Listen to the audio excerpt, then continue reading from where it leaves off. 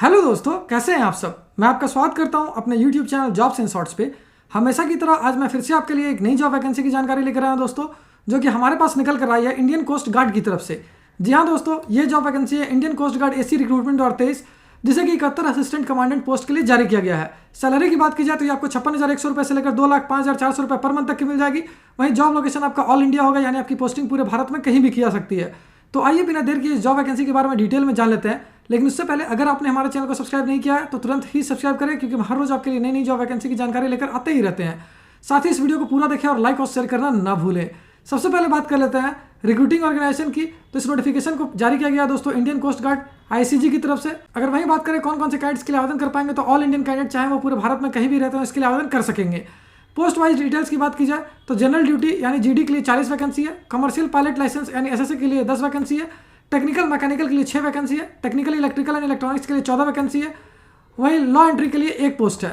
अगर बात कर लेते हैं कैटेगरी वाइज डिटेल्स की, तो अनरिजर्व कैटेगरी के लिए 31 वैकेंसी है, एससी कैटेगरी के लिए 11 वैकेंसी है, एसटी कैटेगरी के लिए 6 वैकेंसी है, ओबीसी कैटेगरी के लिए 19 वैकेंसी है, जबकि ईडब्ल्यूएस कैटेगरी के लिए 4 वैकेंसी है। इस प्रकार से टोटल वैकेंसी 71 है।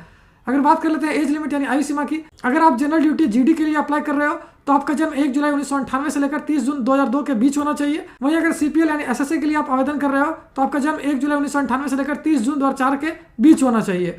टेक्निकल मैकेनिकल पोस्ट के लिए आपका जन्म 1 जुलाई 1998 से लेकर 30 जून 2002 के बीच होना चाहिए।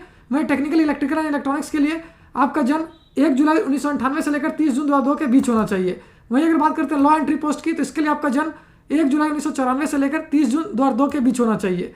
अगर सैलरी डिटेल्स की बात की जाए तो ये आपको 56,100 रुपये से लेकर 2,05,400 रुपये पर मंथ तक की मिल जाएगी। जबकि अगर एजुकेशनल क्वालिफिकेशन की बात की जाए तो जनरल ड्यूटी जीडी पोस्ट के लिए जिन कैंडिडेट से ग्रेजुएशन कर रखा है 60% एग्रीगेट मार्क्स के साथ वो इसके लिए आवेदन कर पाएंगे। वहीं कमर्शियल पायलट लाइसेंस एसएसए के लिए जिन कैंडिडेट से क्लास 12 पास कर रखा है फिजिक्स और मैथमेटिक्स के साथ, या फिर जिन कैंडिडेट से डिप्लोमा कर रखा है कमर्शियल पायलट लाइसेंस के साथ, वो इसके लिए आवेदन कर पाएंगे।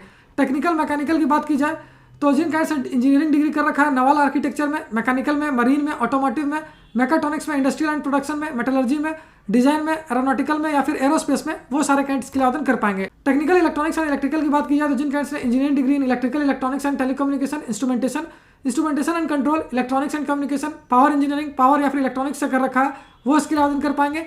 वहीं लॉ पोस्ट के लिए आपका ग्रेजुएशन इन लॉ किया होना आवश्यक है। सिलेक्शन प्रोसेस की बात की जाए तो ये return examination, pre examination, final selection board, medical exam और इंडक्शन पे बेस्ड होगा। अगर इस एप्लीकेशन फी की बात की जाए तो जनरल ओबीसी और ईडब्ल्यूएस कैंडिडेट्स को देने में 250 रुपये, जबकि एससी एसटी के लिए कोई भी आवेदन शुल्क नहीं रखा गया, उनके लिए फॉर्म बिल्कुल फ्री ऑफ कॉस्ट है। जॉब लोकेशन आपकी अक्रॉस इंडिया होगा, यानी आपकी पोस्टिंग पूरे भारत में कहीं भी की जा सकती है।